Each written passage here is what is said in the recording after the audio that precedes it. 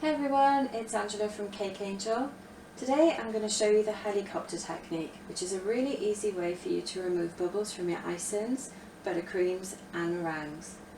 So once you've got your filling in your piping bag, you want to give the end of the bag a twist and then hold it really tightly and swirl it around in your hand.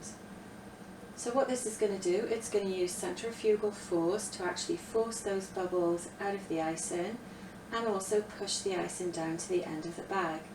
And when you do this, you want to make sure that you hold on tightly to the bag at all times so that it doesn't fly out of your hand, and also so that the filling doesn't fly out the other end of the bag too.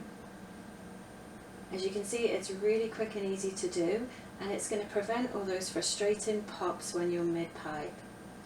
Once you're done swirling your bags, you can then tie the end of your bag, making sure all the icing is pushed down. And there you go, your bags are ready to pipe. Thanks for watching.